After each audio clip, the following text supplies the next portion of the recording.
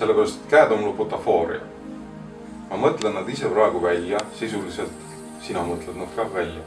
Ja see, et ma siin käega puudutan, see lihtsalt aitab mul fantaseerida, aitab mängida. Sest meid on õpetanud, et meil on keha, me kasutame kehakeelt.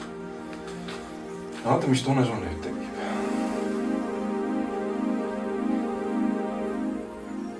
Nii, kas ma lükkan sind väga kõvasti? Ei, aga lükkad. Aga lükkan, jah. Ma tunnen küll. Nii. Jah. Nüüd on sul kogemus käes. Nüüd sa tead, kuidas see tunne on. Selles ongi see eripära, et meie siin Tommiga tegeleme asjadega, mis on füüsiliselt koheselt tunnetadavad. Me ei aja mingisugust iba juttu. Ma võin sul anekdoote praegu rääkida, aga sa tunned seda toimet. Nüüd on mul jah tunne, et sa lükkad. No, ma võtan käega üles ta. No nii. Nüüd ma kõigutasin sind üsna kõvasti, võttes käega üles ära, eks? Jah. Jah. Tiit saad ka proovida. Loomulikult. Oli vahva.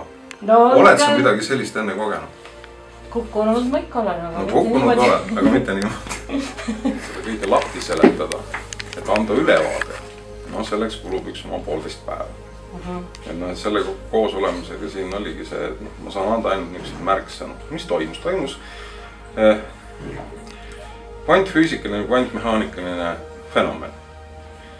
Ja see baseerub sellele, et kui keegi ehk teadvus vaatleb informatsiooni, siis informatsioon muutub. Ehk vaatleja fenomen tingib füüsikaliste tunnusomaduse muutumise. Ja põhimõtteliselt ongi niimoodi, et mina vaatlen sind teadmisega, oma teadvuses, et tegelikult ei ole sa mitte füüsikaline tahkekeha. Nüüd oledki informatsioon, mida minu vaatlemise akt saab kas lasta vabaks ehk lihtsalt laine mustriks informatsiooniks või siis tuleb jälle füüsikaliseks kehaks pakku. Ja see toimub sellise hetke jooksul, mida ajaliselt ei ole võimalik mõõta. See on praegu.